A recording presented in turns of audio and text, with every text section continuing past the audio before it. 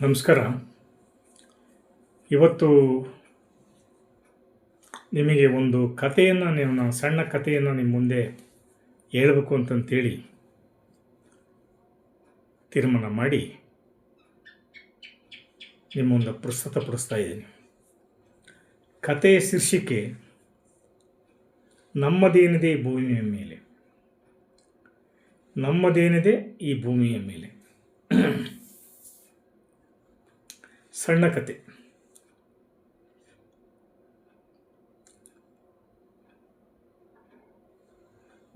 ಒಂದು ಊರು, ಒಬ್ಬ ದೊಡ್ಡ ಸಾಹುಕಾರ 200-300 ಎಕರೆ 500 ಎಕರೆಯನ್ನು ಜಮೀನು ಹೊಂದಿರತಕ್ಕಂಥವನು. ಬಹಳ ಧೀಮಂತ ವ್ಯಕ್ತಿ, ದಡೂತಿ ಆಸ್ವಾಮಿ, ಭಾಳ ಧೈರ್ಯವಂತ, ಇಡೀ ಊರಿಗೆ ನಂಬರ್ 1 ಕೂಡ. ಹಮ್ಮು ಬಿಮ್ಮು ಅಹಂಕಾರ, ನಾನು ನನ್ನದು, ಅವನು ಮಾಡಿದೇ ದೌರ್ಜನ್ಯ. ಅಂಥ ಒಂದು ದೊಡ್ಡ ಕುಟುಂಬ ಒಂದು ಊರಿನಲ್ಲಿ ಇರುತ್ತೆ. ಅವನಿಗೇನು ಯಾವ ಧೈರ್ಯ, ಅವನಿಗೆ ಏನು ಬೇಕಾದ್ರೂ ಮಾಡಿಬಿಡ್ತಾನೆ. ಅನೇಕ ಕೊಲೆ ಸುಲಿಗೆಗಳು, ಪ್ರಾಣಿಗಳ ಹತ್ಯೆ, ಅವನು ಮಾಡಬಾರ್ದೆಲ್ಲ ಮಾಡಿರ್ತಾನೆ. ಅವನಿಗೆ ಒಂದು ಸುಂದರವಾದ ಹೆಂಡತಿ ಇರ್ತಾಳೆ, ಅವಳಿಗೆ ವಯಸ್ಸಾಗಿರ್ತದೆ. ಒಬ್ಬ ಮಗ ಇರ್ತಾನೆ. ಆ ಮಗನ ಓದಿಸ್ಬೇಕು ಅಂತಂತೇಳಿ ಬೇರೆ ಕಡೆಗೆ ಓದಿಗೆ ಕಳಿಸಿರ್ತಾನೆ. ಊರಲ್ಲಿ ಅನೇಕ ಕೈ ಕಾಲಿಗಳ ಆಳು ಕಾಳುಗಳು, ದನ ಕರುಗಳು, 4 ಜನ ಆಳುಗಳು, ಬೇಕಾದಂಗೆ ಒಳ್ಳೆ ಸಂಪದ್ಭರಿತವಾಗಿ ಇರ್ತಾನೆ. ಈ ಊರಿನ ಜನಗಳಿಗೆ ಸ್ವಲ್ಪ ದುಡ್ಡಿಂದು ಎಲ್ಲ ಕೊಟ್ಟಿರ್ತಾನೆ. ಸುತ್ತಮುತ್ತಲು ಗ್ರಾಮಗಳಿಗೆ ಬಡ್ಡಿ ವಸೂಲಿ ಮಾಡೋದು, ಹಿಂಗೆ ಬೇರೆ ಬೇರೆ ದಂಧೆಗಳನ್ನ ಮಾಡ್ತಾ ಇರ್ತಾನೆ. ಊರಿನ ಪಕ್ಕದಲ್ಲಿ ಒಂದು ಕಾಡಿರುತ್ತೆ, ಭದ್ರನ ಬೆಟ್ಟ ಅಂತಂತೇಳಿ. ಆ ಕಾಡಿಗೆ ಒಡೆಯ ಇವನೇ. ಎಂಟೈರ್ ಕಾಡೆಲ್ಲ ನೋಡ್ಕೊಂತಿರ್ತಾನೆ. ಒಂದು 500 ದನಗಳು ಇರ್ತವೆ. ಅವನ್ನೆಲ್ಲ ಕಾಯೋದಕ್ಕೆ ಬೇರೆ ಬೇರೆ ಆಳು ಕಾಳುಗಳಿರ್ತವೆ. ಹೀಗೆ ಅವನೊಂದು ದರ್ಬಾರ್ ನಡೀತಾ ಇರ್ತದೆ. ಅವನಿಗೆ ಏನು ಗೊತ್ತಿರಲ್ಲ. ಸಾವು ಅಂದರೆ ಗೊತ್ತಿರಲ್ಲ, ಪಾಪ ಯಾವುದಂತ ಗೊತ್ತಿರಲ್ಲ, ಪುಣ್ಯ ಏನು ಅಂತ ಗೊತ್ತಿರಲ್ಲ. ಏನೋ ಅವನು ಅದೃಷ್ಟ ಚೆನ್ನಾಗಿರ್ತದೆ, ಅವನು ಜೀವನ ಮಾಡ್ತಾ ಇರ್ತಾನೆ. ಅಲ್ಲಿ ಕಾಡಿನ ಅವನ ಪ್ರಾಂತ್ಯದಲ್ಲಿ ಬರ್ತಕ್ಕಂಥ ಕಾಡು ಏನಿದೆಯಲ್ಲ, ಆ ಕಾಡಿನಲ್ಲಿ ಕಾಡು ಜನರು, ಆ ಕಾಡಿನ ಮನುಷ್ಯರು ಸ್ವಲ್ಪ ವಾಸ ಮಾಡ್ತಾ ಇರ್ತಾರೆ. ಆ ಕಾಡನ್ನು ನೋಡಿಕೊಂಡೆ ಇವನಿಗೆ ಸಂಬಂಧಪಟ್ಟಂತೆ ಆಳು ಕಾಳುಗಳು ಅಲ್ಲಿ ಜೀವನ ಮಾಡ್ತಾ ಇರ್ತಾರೆ. ಆ ಕಾಡಿನಲ್ಲಿ ಅವನು ಹೋದಾಗ ಇವನಿಗೆ ಎಲ್ಲ ರೀತಿಯಿಂದ ವ್ಯವಸ್ಥೆ ಆಗಬೇಕು. ದುಡ್ಡು ಬೇಕು, ಇವನಿಗೆಲ್ಲ ದುಡ್ಡು ತಂದು ಕೊಡಬೇಕು, ಇವನಿಗೆಲ್ಲ ಸವಲತ್ತುಗಳು ಅವರು ಮಾಡ್ತಾ ಇರ್ತಾರೆ ಆ ಕಾಡಿನಲ್ಲಿರ್ತಕ್ಕಂಥ ಜನ. ಅಲ್ಲಿ ಆ ದುಡಿಯುವ ಆಳುಗಳ ಹೆಂಡತಿರನ್ನ ಇವನು ಅಲ್ಲಿ ತಪ್ಪು ಮಾಡಿರ್ತಾನೆ. ಅವ್ರ ಜೊತೆಗೆಲ್ಲ ಸೇರ್ಕೊಂಡು ಇವನು ಬಂದ ತಕ್ಷಣಕ್ಕೆ ಇವನಿಗೆಲ್ಲ ಸವಲತ್ತುಗಳನ್ನು ಕೊಟ್ಟು ಒಂದು ಅಪಚಾರ ಮಾಡೋದು ಆ ಆಳುಗಳ ಹೆಂಡತಿಯರಿಗೆ. ಪಾಪ ಅವ್ರು ಏನು ಮಾಡ್ತಾರೆ, ಹೊಟ್ಟೆಪಾಡಿಗಾಗಿ ಹೆಂಡತಿಯರು ಇದು ಮಾಡಿದ್ರು ಸಹ ಅವರೆಲ್ಲ ಸುಮ್ಕೆ ಇರ್ತಾರೆ. ಗೊತ್ತಿರ್ತದೆ ಅದು ಸುಮ್ಮನೆ. ಅದರಲ್ಲಿ ಸೋಮ ಅಂತ ಒಬ್ಬನು ಗಂಡ ಹೆಂಡತಿ ಇಬ್ಬರು ಇರ್ತಾರೆ. ಒಳ್ಳೆ ಗಟ್ಟಿಮುಟ್ಟಾದ ಆಸಾಮಿಗಳು. ಆ ಕಾಡಿನಾಗೆ ಇವನು ಎಲ್ಲ ಕಾಡನ್ನು ಯಾರಾದರೂ ಕಳ್ಳರು ಕಡಿತಾರಲ್ಲೋ ಅಂತ ನೋಡ್ಕೊಂಬರೋಕ್ಕೆ ಒಂದು ಸರಿ ಆ ಗಾಡಿಯನ್ನು ಹತ್ತಿಕೊಂಡು ಆಳು ಕಾಳುಗಳೊಂದಿಗೆ ಕಾಡಿಗೆ ಹೋಗಿ ಅಲ್ಲಿಂದ ಎಲ್ಲ ಸುತ್ತಲೂ ನೋಡಿಕೊಂಡು ಬರಬೇಕಾದ್ರೆ ಆ ಮನೆ ಹತ್ರ ಆಸೆ ಬರ್ತಾನೆ. ಆ ಮನೆಗೆ ಬಂದಾಗ ಆ ಹೆಣ್ಣಿನ ಜೊತೆಗೆ ಸಂಪರ್ಕ, ಆಳು ಕಾಳುಗಳನ್ನು ಅಲ್ಲೇ ನಿಲ್ಲಿಸಿ ಇದು ಮಾಡ್ತಾನೆ. ಅಷ್ಟೊತ್ತಿಗೆ ಗಂಡ ಬಂದುಬಿಡ್ತಾನೆ. ಗಂಡ ಇವನು ಬಂದಾಗ ರೆಡ್ ಹ್ಯಾಂಡ್ ಸಿಗಾಕ್ಯಂತಾನೆ. ಅಲ್ಲಿಗೆ ಗಂಡ ಬೇಜಾರು ಮಾಡ್ಕೊಂಬಿಡ್ತಾನೆ. ಆವಾಗ ಬೇಜಾರು ಮಾಡ್ಕೊಂಡಲ್ಲಿ, ಸಾಹುಕಾರ ನಿನಗೆ ಎಷ್ಟು ಸಾರಿ ಹೇಳಿದರು ಈ ನಮ್ಮ ಇವೆಲ್ಲ ಮೇಲೆ ನೀನು ಇದು ಮಾಡ್ತೀಯಲ್ಲ, ನಿನಗೆ ನಾಚಿಕೆ ಆಗೋದಿಲ್ಲೇನೋ, ಹಾಗೆ ಈಗಂದ್ರೆ ಡೈರೆಕ್ಟಾಗಿ ಅಪ್ಲೈ ಮಾಡಿಬಿಡ್ತಾನೆ. ಅವಾಗ ಅವನ ಹೆದರಿಕೆ ತಪ್ಪಾಯಿತು. ನೀನು ಇರಪ್ಪ ಅಂತಂತೇಳಿ ಹೊರಡಕ್ಕೆ ಇಷ್ಟ ಮಾಡಿ, ನೀನು ಜನ್ಮಕ್ಕಷ್ಟು ಬೆಂಕಿ ಹಾಕ, ನಿನ್ನ ಕಾಡಿನಲ್ಲಿ ಈ ಗುಡಿಸಲಲ್ಲಿ ನಾನು ಇರೋದಿಲ್ಲಲೇ, ಇವತ್ತೇ ಬಿಟ್ಟು ಹೋಗ್ತೇನೆ ಅಂತೇಳಿ ಅವನ ಎದುರಿಗೆ ಕಾಡಿಗೆ ಬೆಂಕಿ ಇಟ್ಟು ತನ್ನ ಹೆಂಡತಿಯನ್ನು ಒಂದಿಷ್ಟು ಕುದಿರ್ತಾನೆ. ಕಾಡು ಜನರು ಅಂತಂತಂದರೆ ಅವೆಲ್ಲ ಇರ್ತವೆ. ಸುಟ್ಟಾಕಿ ಗುಡಿಸಲನ್ನ ಬೇರೆ ದೂರ ಹೆಂಡ್ತಿನ ಎತ್ಕೊಂಡು ಹೋಗ್ಬಿಡ್ತಾನೆ. ಇಂಥೆಲ್ಲ ಪಾಪಕೃತ್ಯಗಳು ಇವನು ಮಾಡ್ತಿರ್ತಾನೆ ಸಾಹುಕಾರ. ಕಾಲ ಎದುರು ನೋಡ್ತಿರ್ತತೆ ಇವನ ಅಹಂಕಾರ ಎಂದು ಮುರಿಬೇಕು ಅಂತಂತೇಳಿ. ಆ ನಂತರವಾಗಿ ಅವನು ಊರು ಬಿಟ್ಟು ಕಾಡು ಬಿಟ್ಟು ಬಹುದೂರ ಹೋಗ್ಬಿಡ್ತಾನೆ. ಆ ಸಾಹುಕಾರ ಇದನ್ನೆಲ್ಲ ಬಯಸ್ಕೊಂಡು ಆಳ್ಕೊಳ್ಳೋ ಜೊತೆಗೆ ರಾತ್ರಿ ಹೊತ್ತೆ ಮನೆ ಕಡೆಗೆ ಬೆಳಕಾಗಿ ಅವರು ಒಳಗಾಗಿ ನಾವು ಊರು ಸೇರ್ಕೊಬೇಕು, ಕಾಡು ಪ್ರಾಣಿಗಳ ಕಾಟ ಜಾಸ್ತಿ ಅಂಥೇಳಿ ಆ ಸುರಿಯುವ ಜಿಟಿ ಮಳೆಯಲ್ಲಿ ಆ ಮುಂದೆ ಲಾಟಿನ ಹಿಡ್ಕೊಂಡು ಆಳು ಓಡ್ತಾ ಇರ್ತಾನೆ, ಹಿಂದೆ ಗಾಡಿ ಓಡ್ತಾ ಇರ್ತತೆ. ಆವಾಗ ಇಂತ ಬೆಳಗ್ಗೆ 6 ಗಂಟೆಗೆ ಮನೆ ತಲುಪ್ತಾನೆ, ಊರಿಗೆ ಬರ್ತಾನೆ. ಬಂದು ಸ್ನಾನ ಮಾಡಿ ಅದನ್ನೆಲ್ಲ ಮರ್ತು ಬಿಡ್ತಾನೆ, ಅವನು ಹೊರಟೋಗ್ಬಿಡ್ತದೆ ಅದು. ಮತ್ತು ಆ್ಯಸ್ ಯೂಶುವಲ್ ಹೀಗೆ ದೌರ್ಜನ್ಯಗಳು, ಅತ್ಯಾಚಾರಗಳು ಅವನ ಸರದಿಯಲ್ಲಿ ಸಾಕಷ್ಟು ನಡೀತಾ ಇರ್ತವೆ. ಕಾಡು ಕಡಿಯೋದು, ಜಮೀನು ಎಕ್ಸ್ಪಾನ್ಷನ್ ಮಾಡೋದು, ಆಮೇಲೆ ಕಾಡು ಪ್ರಾಣಿಗಳನ್ನ ಬೇಟೆಯಾಡೋದು, ಇಷ್ಟೆಲ್ಲ ದೌರ್ಜನ್ಯಗಳು ನಡೆದ ಮೇಲೆ ಅವನು ಒಂದು ದಿವಸ ಮಗ ಫಾರಿನ್ಗೆ ಹೋಗಿರ್ತಾನೆ ಓದೋಕ್ಕೆ. ಅವನಿಗೆ ನೋಡು ಹೆಂಗೆ ದುರಾದೃಷ್ಟದ ಬಾಗಿಲು ತೆರೆದುಕೊಳ್ತದೆ ಅವನ ಪಾಪದ ಮೂಟೆ ಬೆನ್ನತ್ತಿದಾಗ ಅಂತಂತೇಳಿ ಅನ್ನೋದಕ್ಕೆ ಒಂದು ಮುಂದೆ ಹೋಗ್ತಾ ಹೋಗ್ತಾ ನಿದರ್ಶನ ಗೊತ್ತಾಗುತ್ತೆ. ಆವಾಗ ಓದಿ ಮುಗಿಸ್ಕೊಂಡು ತನ್ನ ಮಗ ಊರಿಗೆ ಬರ್ತಾನೆ. ಊರಿಗೆ ಬಂದು ಅವನ್ನೆಲ್ಲ ನೋಡ್ಕೊಂಡು ಅವನಿಗೆ ಒಲವಿಲ್ಲ, ಜಮೀನು ಮಾಡಿಸ್ಬೇಕು, ನಾನು ತೋಟ ತಿರುಗಬೇಕು, ನಾನು ಅದು ನೋಡ್ಕೊಬೇಕು, ಇದು ನೋಡ್ಕೊಬೇಕು, ಆ ಒಲವಿಲ್ಲ.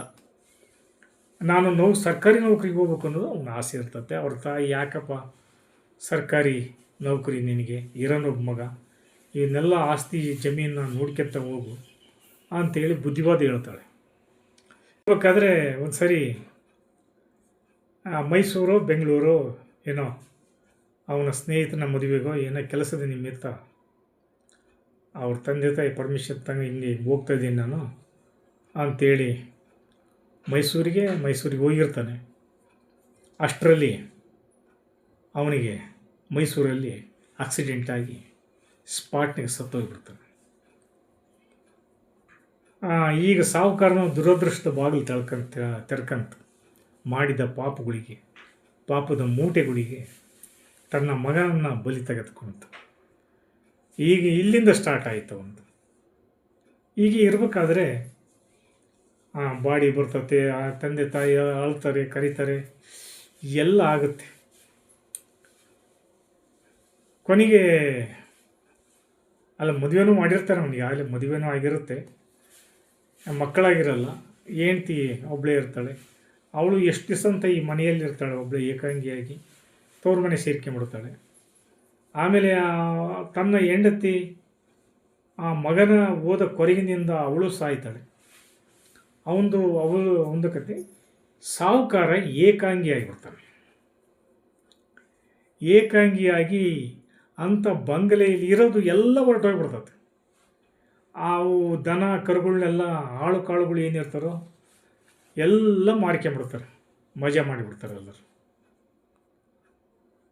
ಏಕಾಂಗಿ ಆಗಿಬಿಡ್ತಾನೆ ಸಾಹುಕಾರ. ಏನು ಮಾಡೋದು, ಬದುಕು ಭಾಳ ಕ್ಲಿಷ್ಟವಾಗಿಬಿಡ್ತದೆ. ಕೊನೆಗೆ ಒಂದು ದಿವಸ ಎಲ್ಲ ಬಿಟ್ಟು ಹೋಗ್ಬಿಡ್ತಾರೆ ಆಳು ಕಾಳುಗಳು. ತಿನ್ನೋಕ್ಕೂ ಹೊಟ್ಟಿಗೂ ಊಟ ಇಲ್ದಂಗೆ ಆಗಿಬಿಡ್ತದೆ ಸಾಹುಕಾರನಿಗೆ. ಹೀಗಾಗಿ ಬದುಕು ಬಹಳ ಅಸ್ತವ್ಯಸ್ತ ಆಗಿಬಿಡ್ತದೆ. ಆ ಮನೆಯಲ್ಲಿ ಅವನು ಹೋಗ್ಬಿಟ್ರೆ ದೆವ್ವಗಳು ಭೂತಗಳು ಕುಣಿತಿರ್ತವೆ, ಅಂಥ ಒಂದು ಭಯ ಆವರಿಸ್ಕೊಂಡ್ಬಿಡ್ತದೆ ಅವನಿಗೆ. ಅವನ ಹಮ್ಮು ಬಿಮ್ಮು ಅಹಂಕಾರ ಎಲ್ಲವೂ ಇಳಿದು ಹೋಗ್ಬಿಡ್ತವೆ, ಎಲ್ಲವೂ ಕೈ ಬಿಟ್ಟು ಹೋಗ್ಬಿಡ್ತದೆ.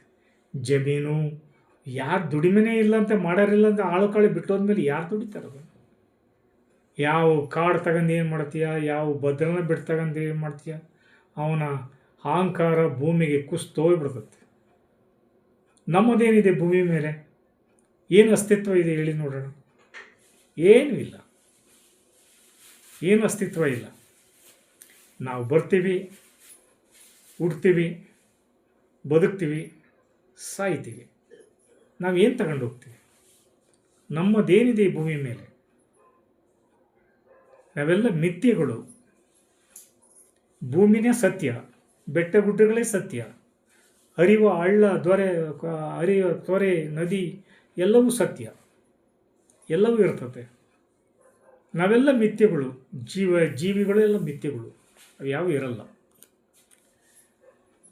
ಅದಕ್ಕೆ ಯಾಕೆ ಹೊಡೆದಾಡ್ತೀರಿ ನೀವು ಅಂತ ಹಿರಿಯರೆಲ್ಲ ಹೇಳ್ತಾರೆ. ಒಂದಲ್ಲ ಒಂದು ದಿವಸ ಈ ಭೂಮಿಯನ್ನು ಬಿಟ್ಟು ಹೋಗ್ತೀವಿ ನಾವು, ಅದಕ್ಕೋಸ್ಕರವಾಗಿ ಏನೆಲ್ಲ ಪಾಪಗಳು ಮಾಡ್ತೀರಿ ನೀವು ಅಂತಂತೇಳಿ. ಸಾಹುಕಾರ ಏಕಾಂಗಿ ಆಗಿಬಿಡ್ತಾನೆ. ಅವನಿಗೆ ಮನೆ ಒಳಗೆ ಹೋಗಂಗಿಲ್ಲ, ಹುಚ್ಚಿಡ್ದು ಬಿಡ್ತತ್ತೆ ಅವನಿಗೆ. ಈ ಮನೆ ಒಳಗೆ ಹೋದ್ರೆ ದೆವ್ವ ಕಾಣಿಸ್ಕೊಂತತಿ, ಈ ಮನೆಗೆ ಹೋದ್ರೆ ದೆವ್ವ ಕಾಣಿಸ್ಕೊಂತತಿ. ಭೂತ ಪ್ರೇತ ಪಿಶಾಚಿಗಳು ಕುಣಿದು ಬಿಡ್ತಾವೆ ಮನೆಗೆ ಹೋಗಿಬಿಟ್ರೆ. ಅದಕ್ಕೆ ಅವನೇ ಮಾಡಿಬಿಡ್ತಾನೆ, ಒಂದು ಕಟ್ಟೆ ಮೇಲೆ ಮನಿಕೊಂತಾನೆ ರಾತ್ರಿ ಹೊತ್ತು. ನಿದ್ರೆ ಬರೋದಿಲ್ಲ ಅಲ್ಲಿ. ಅಂಥ ಅರಮನೆಗೆ ಮಹಾರಾಜನಂಗೆ ಮೆರೆದನು, ಆ ಮನೆ ಒಳಗೆ ನಿದ್ರೆ ಬರೋದಿಲ್ಲ. ಆಮೇಲೆ ಊರಿನ ಜನ ಪಾಪ, ಮತ್ತು ಇನ್ನೇನು ಸಾಹುಕಾರ ಪಂಚಾಯತಿ ಮಾಡಿದನು, ಅವನ್ನ ಹೆಂಗೆ ಕೈ ಬಿಡ್ತಾರೆ? ದಿನ ಒಂದೊಂದು ಮನೆಯಲ್ಲಿ ಊಟ ಕಳಿಸೋದು, ಅವನಿಗೆ ನೀರು ತಂದು ಕೊಡೋದು, ಆ ಎಲ್ಲ ಒಬ್ಬೊಬ್ಬರು ಆತಿಥ್ಯ ಮಾಡ್ತಾ ಇರ್ತಾರೆ. ಅವನು ಬದುಕು ಬೇಸರ ಆಗಿ ಹೋಗ್ಬಿಡ್ತದೆ, ಬದುಕು ಬೇಸರ ಆಗಿಬಿಡ್ತದೆ. ಜೊತೆಗೂ ಸಹ ಯಾರು ಇರೋದಿಲ್ಲ. ಹೆಂಗೆ ಜೀವನ ಅನ್ನೋದು ಹೆಂಗೆ ನಶ್ವರ ಆಗಿಬಿಡ್ತತೆ ಅಂತಂತಂತೇಳಿ. ಜೊತೆಗೂ ಸಹ ಯಾರೂ ಬರೋದಿಲ್ಲ. ಒಬ್ಬನೇ ಕಟ್ಟೆ ಮೇಲೆ ಎಷ್ಟು ದಿವಸ ಅಂತ ಕಾಲ ಕಳೀತಾನೆ. ಒಂದು ತುತ್ತು ಮುದ್ದೆಯನ್ನು ತಿನ್ನೋದು, ಒಂದಿಷ್ಟು ನೀರು ಕುಡಿಯೋದು, ಮಲಿಕೊಳ್ಳೋದು. ಅಲ್ಲಿನೂ ನಿದ್ರೆ ಬರ್ತಾ ಇರಲಿಲ್ಲ. ಅವನ ದೇಹ ದಿನಾಲೂ ಕೃಷಿಯಾಗಿ ಹೋಗಿಬಿಡ್ತದೆ, ಬಡವಾಗಿ ಹೋಗ್ಬಿಡ್ತಾನೆ. ಬದುಕು ನಿಸ್ತೇಜಾಗಿ ಹೋಗ್ಬಿಡ್ತದೆ. ಅವನ ಅಹಂಕಾರ, ದರ್ಪ, ಶ್ರೀಮಂತಿಕೆ ಎಲ್ಲ ಕರಿಗೋಗ್ಬಿಡ್ತದೆ. ಮನುಷ್ಯ ಆ ಕಟ್ಟೆ ಮೇಲೆ ಅನಾಥವಾಗಿ ಮಲಿಕೊಂತಾನೆ. ಒಂದು ಚಾಪೆ, ಒಂದು ಬೆಡ್ಶೀಟು, ಒಂದಿದು. ಅವನ ಸಾವು ದಿನೇ ದಿನೇ ದಿನೇ ಹತ್ರಕ್ಕೆ ಬರ್ತಾ ಇರ್ತದೆ. ಸಿಕ್ಕಿದ ನನ್ನ ಮಗನೇ, ನಿನ್ನ ಕಾಲ ಮುಗಿಯಿತು, ಬಾ ನನ್ನ ಜೊತೆಗೆ. ನಿನ್ನ ಅಹಂಕಾರ, ಹಮ್ಮು ಬಿಮ್ಮುಗಳೆಲ್ಲ ಬಿಟ್ಟು ಓದು, ನನ್ನ ಜೊತೆಗೆ ಬಂದ್ಬಿಡು ಅಂತೇಳಿ ಸಾವು ಹತ್ತಿರ ಬಂದು ಕರಿತಾ ಇರ್ತದೆ. ಅವನ ನೆನಪಿನ ಸುರುಳಿಯಲ್ಲಿ ನಾನೇನೇನು ತಪ್ಪು ಮಾಡಿದೆ, ಯಾರ್ಯಾರಿಗೆ ಅನ್ಯಾಯ ಮಾಡಿದೆ, ಯಾರ್ಯಾರನ್ನು ಕೊಲೆ ಮಾಡಿದೆ, ಎಷ್ಟು ಪ್ರಾಣಿಗಳನ್ನು ಕೊಂದೆ, ಅಬ್ಬಾ ಇದು ಜೀವನವೇ, ಇದು ಒಂದು ಬದುಕೆ, ನಾನು ಬದುಕಬೇಕು ಈ ಬದುಕನ್ನ. ಆ ಸಾವನ್ನ ಕೇಳಿ ಕರ್ಕೊಂಡು ಹೋಗ್ಬಿಡು. ನಾನು ಅನಾಥವಾಗಿ ನಾನು ಭಿಕ್ಷುಕನಂತೆ ಈ ಕಟ್ಟೆಯಲ್ಲಿ ಮಲಗುವುದು ನನಗೆ ಇಷ್ಟ ಇಲ್ಲ ಅಂಥೇಳಿ, ಅದು ಇನ್ನು 4 ದಿವಸ ನರಳು ಬರ್ತೀನಿ, ನಿನಗೆ ಟೈಮ್ ಐತಿ, ಇನ್ನು ನಿನ್ನ ದುರಾದೃಷ್ಟದ ಬಾಗಿಲು ನೀನು ತೆರ್ಕೊಂಡತೆ. ಆ ನಿನ್ನ ಯಾರ್ಯಾರನ್ನು ನೀನು ಕೊಂದಿದೀಯ, ಆ ಭೂತ ಪ್ರೇತಗಳು ನಿನ್ನ ಹಿಂಸೆಯಿಂದ ನೀನು ನಗಿಸ್ಬೇಕವು, ಅಳಿಸ್ಬೇಕವು. ನಾನು ಬಂದು ಕರ್ಕೊಂಡು ಹೋಗ್ತೀನಿ ಅಂತ ಹೇಳ್ತದೆ ಸಾವು. ಯಾರೋ ಒಬ್ಬರು ಬರ್ತಾರೆ, ಒಂದಿಷ್ಟು ನೀರು ಕೊಡ್ತಾರೆ, ಯಾರೋ ಒಬ್ಬರು ಬರ್ತಾರೆ, ಏನೋ ಒಂಚೂರು ತಿನ್ನೋದಕ್ಕೆ ಕೊಡ್ತಾರೆ. ಆ ತಿನ್ನವನ್ನು ಅನ್ನನೂ ಸಹ ನಾಯಿ ಕಿತ್ಕೊಂಡು ಹೋಗ್ಬಿಡ್ತದೆ. ಮಧ್ಯರಾತ್ರಿ ಕತ್ತಲು, ಕುಡಿಯೋಕ್ಕೆ ನೀರಿರೋದಿಲ್ಲ ಅವನಿಗೆ. ಆ ನೀರಿಗೋಸ್ಕರ ತಡವರಿಸ್ತಿರ್ತಾನೆ ಕತ್ತಲಲ್ಲಿ, ಆ ಕಟ್ಟೆ ಮೇಲೆ ಅನಾಥವಾಗಿ ಕೂತ್ಕೊಂಡು. ದಾಹ ಹೆಚ್ಚಾಗ್ತಾ ಇರ್ತತೆ, ಉಸಿರು ನಿಲ್ತಾ ಇರ್ತತೆ. ಓ ದೇವರೇ, ಎಲ್ಲಿದೆಯಪ್ಪ ನೀನು? ಯಾವ ದೇವರು? ಮೆರಿಬೇಕಾದ್ರೆ ದೇವ್ರು ಇರಲಿಲ್ಲ ಇವನಿಗೆ. ಒಂದು ದಿವಸ ಮಧ್ಯರಾತ್ರಿ ಅವನ ಉಸಿರು ನಿಂತೋಗುತ್ತೆ, ಕುಡಿಯೋಕ್ಕೆ ನೀರಿಲ್ದ ಸತ್ತೋಗ್ಬಿಡ್ತು. ನೀರಿಲ್ಲದೆ ಸತ್ತೋಗ್ಬಿಡ್ತಾನೆ. ಕೊನೆಗೆ ಬೆಳಿಗ್ಗೆ ಊರಿನ ಜನ ನೋಡಿ, ಅಯ್ಯೋ ಸಾವುಕಾರ ಸತ್ರು, ಎಲ್ಲೇ ಸಾವುಕಾರ ತಂದೀಯ, ಅನಾಥವಾಗಿ ಸತ್ತವ, ನೀ ಕುಡಿಯೋಕ್ಕೆ ನೀರಿಲ್ಲದ ಗತಿ ಇಲ್ಲದೆ ಸತ್ತೋಗ್ಬಿಡ್ತ, ಯಾವ ಸಾವುಕಾರಕ್ಕೆ ತರ್ತಿ? ನಮ್ಮದೇನಿದೆ ಈ ಭೂಮಿ ಮೇಲೆ, ನಮ್ಮದೇನಿದೆ ಈ ಭೂಮಿ ಮೇಲೆ ದೇವರು ನೋಡ್ತಾನೆ. ಮಾಡ್ತಾನೆ ತಡಿ ನಿನಗೆ ಅಂತಂತೇಳಿ. ಅದಕ್ಕೆ ಮನುಷ್ಯ ಬದುಕುವಾಗ ದಾನ ಮಾಡಬೇಕು, ಜ್ಞಾನ ಸಂಪಾದನೆ ಮಾಡ್ಕೊಬೇಕು, ಪುಸ್ತಕ ಓದಬೇಕು, ದೇವ್ರ ಧ್ಯಾನ ಮಾಡಬೇಕು, ಅವನಿಗೆ ಪುಣ್ಯ ಒಂದು ಲಭಿಸಬೇಕು, ದಾನ ಮಾಡಬೇಕು, ಧ್ಯಾನ ಮಾಡಬೇಕು, ದಾನ ಮಾಡಬೇಕು. ಆವಾಗ ಅವನಿಗೆ ಮುಕ್ತಿ ಸಿಗುತ್ತದೆ. ನಮ್ಮದೇನಿದೆ ಈ ಭೂಮಿ ಮೇಲೆ ಏನಿದೆ? ನಮಸ್ಕಾರ. ಈ ಕಥೆಯನ್ನು ಕೇಳಿದ್ದಕ್ಕಾಗಿ ನಿಮ್ಮೆಲ್ಲರಿಗೂ ಧನ್ಯವಾದಗಳು. ಇದನ್ನು ಕೇಳ್ರಿ, ಚಾನಲನ್ನು ಸಬ್ಸ್ಕ್ರೈಬ್ ಮಾಡಿ, ಲೈಕ್ ಕೊಡಿ ಅಂತ ಕೇಳಿಕೊಳ್ಳುತ್ತಾ ಈ ಕಥೆಯನ್ನು ಮುಗಿಸ್ತಾ ಇದ್ದೀನಿ. ನಮಸ್ಕಾರ. ಜೈ ಹಿಂದ್, ಜೈ ಕರ್ನಾಟಕ.